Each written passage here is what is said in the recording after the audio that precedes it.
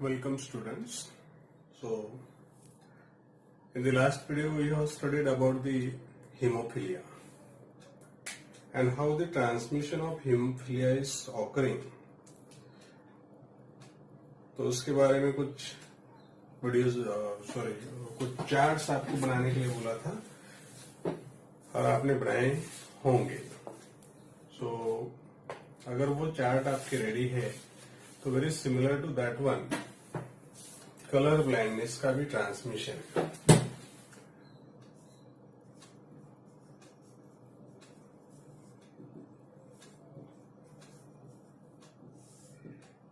CB colour blindness actually extra में आएगा because this example is not illustrated in the NCERT. फिर भी इसका ट्रांसमिशन वेरी सिमिलर है, हीमोफिलिया के जैसा ही है because it is also X-linked or sex-linked.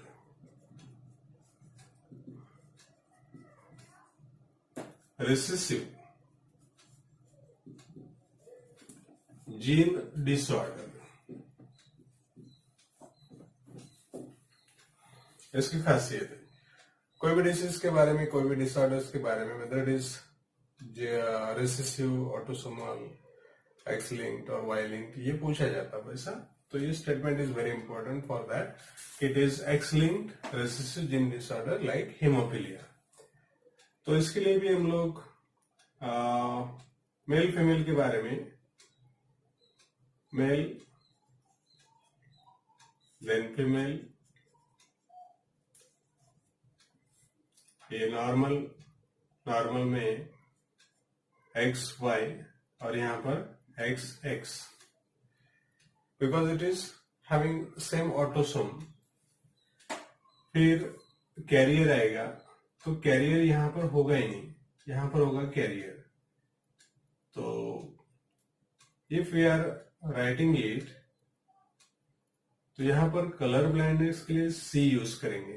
यहां पर नॉर्मल जीन, ठीक है, एक बार फिर this is normal gene and ये भी नॉर्मल जीन, ठीक है, X कैपिटल C. तो यहां पर कैरियर ऐसा कोई इंडिविजुअल मेल में नहीं मिलता, लेकिन यहां पर कैरियर होगा, एक नॉर्मल जीन और दूसरा फॉल्टी, स्मॉल लिखा तो फॉल्टी. देन अफेक्टेड है मीन्स कलर ब्लाइंड अगर है तो उसको अफेक्टेड बोलेंगे. सो यहां पर मिलेगा हमें X, C एंड Y.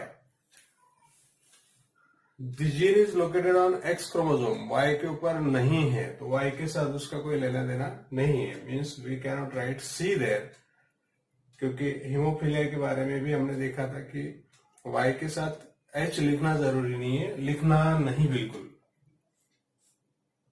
दोनों भी जीन अगर फॉल्टी है मीन्स म्यूटेंट है तो उसको स्मॉल केस में हमने लिखा. So this is affected, this is carrier, this is normal. Carrier होगा ही नहीं बिकॉज सिंगल कॉपी है. तो सिंगल कॉपी मतलब क्या कि वो अगर फॉल्टी है तो अफेक्टेड ही होगा. कैरियर नाम की कोई कंडीशन मेल में नहीं होती. अब सिमिलरली इसकी भी चार्ट्स आप लोग बनाएंगे कि पहला नॉर्मल मेल, नॉर्मल फीमेल, इनका मैरिज अगर हुआ तो what will be the case. Normal male carrier female अगर है तो what will be the condition. यहां पर भी क्या कंडीशन हमें मिलेगी, तो क्या डिसीज पर्सन मिल सकता. So we can find it out. Similarly affected individual का नॉर्मल फीमेल के साथ मीन्स अफेक्टेड मेल का नॉर्मल फीमेल के साथ मैरिज हुआ तो क्या प्रोजेनी मिलेगी. अफेक्टेड का कैरियर के साथ अगर मिला तो क्या प्रोजेनी मिलेगी. अफेक्टेड का इस अफेक्टेड के साथ अगर मैरिज हुआ तो what will be the possibility. ये सारे चांसेस आप लोगों को ढूंढने के बाद यू विल सी किसका ट्रांसमिशन अफेक्टेड इंडिविजुअल से, मीन्स ये वाला फादर है, अफेक्टेड है, उसका नॉर्मल फीमेल के साथ मैरिज हुआ तो कंडीशन क्या होगी कि सारे डॉटर्स के अंदर ये चला जाएगा, सारी डॉटर, जितने भी डॉटर है वो कैरियर बनेगी, कोई डॉटर नॉर्मल नहीं रहेगी। सो ये पेरेंटल जनरेशन, फिर F1 generation, and then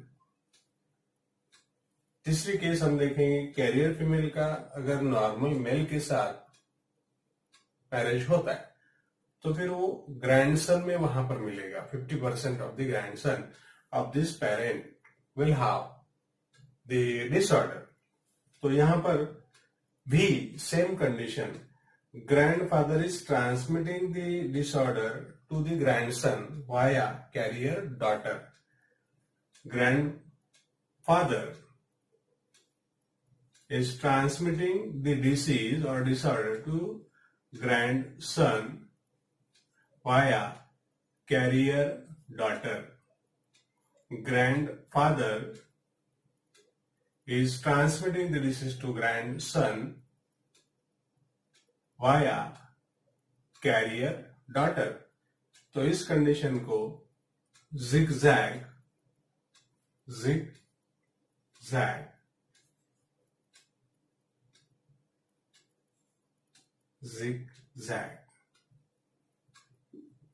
type का ट्रांसमिशन है। Okay, zigzag mode of transmission. इसको और एक नाम दिया था हमने कल। Yes, you can identify the name. Okay, so ये सारी पॉसिबिलिटी आप लोग चेक करेंगे। अब कलर ब्लाइंडनेस में एक्चुअली होता क्या है? Which personality will be called as colour blind person? तो कलर ब्लाइंड अगर पर्सन है तो what is the case? Red colour and green colour हम लोग देख पा रहे हैं। अगर हमें दिख रहा रेड कलर क्या है और ग्रीन कलर क्या है तो we are not colour blind. Red और ग्रीन दोनों भी उस पर्सनालिटी को ग्रे दिखाई दे रहे, grey. It means the person may be male and female, cannot determine whether it is red or green color. दोनों भी कलर उसको ग्रे कलर के जैसे दिखाई दे रहे, ऐसी केस को हम कलर ब्लाइंड केस कहते हैं। अब यहाँ पर रेड कलर सिंथेसाइज करने वाली जो कोन्स होती है उनको एरिथ्रोलेब कहते हैं। एरिथ्रोलेब, रेड कलर का पिगमेंट सिंथेसाइज करने वाली सेल। ग्रीन कलर को अंडरस्टैंड करने वाली जो सेल होती है दे आर कॉल्ड एज क्लोरोलेब। अब ये दोनों सेल अगर फॉल्टी है, इनके अंदर का जीन अगर म्यूटेंट है, देन वो ग्रीन या रेड कलर में डिस्क्रिमिनेट नहीं कर पाएगा वो पर्सन, एंड वहां पर उसको ग्रे कलर दिखाई देगा। उस इंडिविजुअल को हम लोग कलर ब्लाइंड इंडिविजुअल मानेंगे। सो कलर ब्लाइंडनेस के लिए वेरी सिमिलर चार्ट आप लोग बनाएंगे and it is very easy to make the chart. Similarly, the questions are likely to ask on this topic. अब नेक्स्ट जो डिसऑर्डर्स है, अब एक्स लिंक्ड जीन डिसऑर्डर होगी सेक्स क्रोमोसोम के बारे में। अगर वाई लिंक्ड जीन डिसऑर्डर है, वाई लिंक्ड मीन्स उसके क्रोमोसोम, उसके जो जीन है फॉल्टी जीन, वो वाई क्रोमोसोम के ऊपर होंगे। When it is X-linked or Y-linked, means X-linked inheritance अगर है तो we have to understand कि ये वाला एक क्रोमोसोम, दूसरा this one, you are knowing this fact कि ये X क्रोमोसोम, दूसरा Y chromosome, this is X, this is Y. So Y is shorter than X chromosome, और यहाँ पर जितने भी जीन्स है वो सारे जीन्स यहाँ पर है। So this portion is called as homologous part.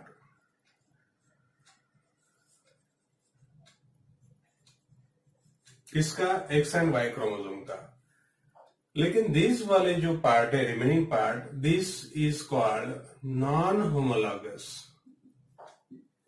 Part of the X and Y chromosome.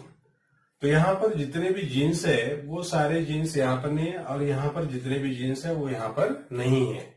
ये केस हीमोफीलिया में जो जीन प्रेजेंट है यहां पर है एक्स क्रोमोसोम के, इधर है ही नहीं, how we can write here. Okay, colour blind का भी जीन यहां पर लोकेट है, इधर है ही नहीं, ठीक है। इट मीन्स मेल में सिंगल कॉपी है उस जीन की, अगर वो फॉल्टी है तो वो हीमोफिलिक और या फिर कलर ब्लाइंड इंसान होगा।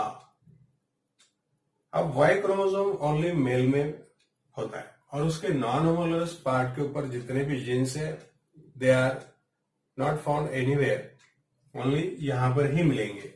तो उससे रिलेटेड जितने भी डिसऑर्डर्स है, जैसे कि इस जीन को होलैंड्रिक जीन ऐसा नाम देते, holandric gene,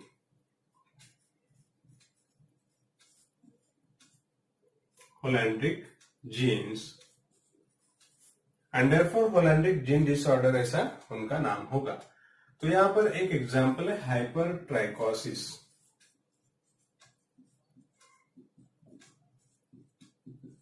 this is holandric gene disorder. क्या होता है, ईयर पिन्ना के ऊपर, मेल के ईयर पिन्ना के ऊपर बड़े बड़े हेयर्स होते हैं, ऐसे hairy ear pinna. This condition is called as hypertrichosis. तो ये किसकी वजह से हुआ, तो non homologous part of the Y chromosome के ऊपर जो जीन है उसकी वजह से हुआ, and therefore it is transmitted from male to male. इसका फीमेल के साथ कोई लेना देना नहीं। Y chromosome is always given to male progeny, and therefore father to son, son to grandson, grandson to, like that it will be transmitted, and this gene is never found in female, therefore hypertrichosis cannot be found in female. Okay, so ये holandric gene के बारे में एक example आपको दे दिया और ये सारी इंफॉर्मेशन आपको समझ में आनी चाहिए। नेक्स्ट डिसऑर्डर्स आते हैं कि अभी ये एक्स एंड वाई क्रोमोसोम के रिलेटेड जितने भी डिसऑर्डर्स है हमने देख ली। अब हम ऑटोसोम के बारे में बात करेंगे। So autosome plus XX and autosome plus XY, ये केस ह्यूमन बीइंग के बारे में। अब यहां पर कोई रोल नहीं, ये हमने पढ़ लिया, इसके बारे में कुछ लेना देना नहीं। अब ऑटोसोम के बारे में हमें पढ़ना है। So the gene which are mutant and if they are located on autosome, then it is called as autosomal gene disorder. Autosomal gene disorder. Okay, अब ऑटोसोम मेल हो या फीमेल हो, 22 पेयर्स तो है बिल्कुल। So autosomal gene disorder whether it is dominant या फिर recessive, कोई भी टाइप के होने दो, they are equally found in male and female. ऐसा बिल्कुल नहीं कि मेल कैरियर है और फीमेल कैरियर है, नो, दोनों भी कैरियर हो सकते, दोनों भी अफेक्टेड हो सकते। जैसे कि एक्स क्रोमोसोम के बारे में male are never carrier and Y के लिए भी वो नेवर कैरियर होते, means male are never carrier for sex chromosome के डिसऑर्डर के लिए, they are not carrier never. When it is recessive या फिर डोमिनेंट, कोई भी होने दो, वो कैरियर होगी ही नहीं। और डोमिनेंट के लिए कैरियर नाम की चीज होती ही नहीं। Whether it is autosome, x chromosome, dominant disorder के लिए कैरियर नाम की चीज, कैरियर होता ही नहीं है। तो क्या होता है, डायरेक्ट अफेक्टेड पर्सन होता है, ठीक है। अब वेदर अगर वो रिसेसिव है तो कैरियर की संभावना दोनों में है, बिकॉज एक जीन फॉल्टी और एक जीन अच्छा, मींस ये नॉर्मल ये फॉल्टी, यहां पर भी ये नॉर्मल ये फॉल्टी, दोनों के दोनों कैरियर है। अब when it will be affected, दोनों जगह पर small case means they are mutant gene और म्यूटेशन हुए वाले जीन से, then they are called as mutant और फॉल्टी जीन। तो ऐसे केस में दिस इज अफेक्टेड, ये दोनों कैरियर है, ठीक है। अब ऑटोसोमल रिसेसिव के बारे में बात कर रहे हैं हम लोग। तो यहां पर हमने देखा कि 4 जीन डिसऑर्डर हमें पढ़ना है। इन केस ऑफ ऑटोसोम आपको याद होगा, एक है cystic fibrosis, phenylketonuria, phenylketonuria, thalassaemia, and one more is there, that is sickle cell anaemia. ठीक है, चार हमें पढ़ने, चारों के चारों कैसे ऑटोसोमल रिसेसिव जीन डिसऑर्डर है, ऑटोसोमल रिसेसिव जीन डिसऑर्डर। अब ओरली मैं आपको बता रहा हूं कि पहली जो केस है, जैसे कि सिस्टिक फाइब्रोसिस है, सिस्टिक फाइब्रोसिस का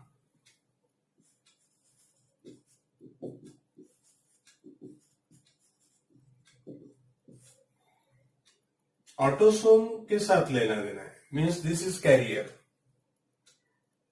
this is affected and this is normal. Cystic fibrosis के लिए वेदर इट इज मेल और फीमेल, ये नॉर्मल होगा, ये कैरियर होगा और ये अफेक्टेड होगा, ये केस है। अब हम लोग, ये मेल है, सेकेंड फीमेल के बारे में भी same genotypes, capital A means normal, capital A means carrier, small A means affected. तो यहां पर दोनों का मैरिज हो गया, no disorder will be found there in case of cystic fibrosis. इसके साथ मैरिज हुआ, again there will be no chance of disorder, because एक जीन इधर नॉर्मल है, दोनों एक आया तो कैरियर बनेंगे। यहां पर भी इसके साथ मैरिज हुआ तो कैरियर का ही चांस है।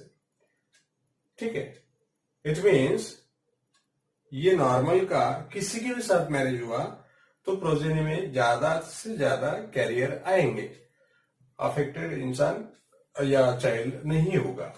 अब अफेक्टेड की चांसेस कब है, यहां पर स्मॉल ए है, यहां पर स्मॉल ए है, बिल्कुल अफेक्टेड होगा, some of the progeny will be affected. यहां पर इसके साथ मैरिज हुआ तो अफेक्टेड की चांसेस ज्यादा है, 50% है। इसके साथ हुआ तो पेरेंट भी अफेक्टेड है और चिल्ड्रन भी अफेक्टेड रहेंगे। अब ये वाला जो सिस्टिक फाइब्रोसिस है, इसका जो जीन है that is located on 7th autosome.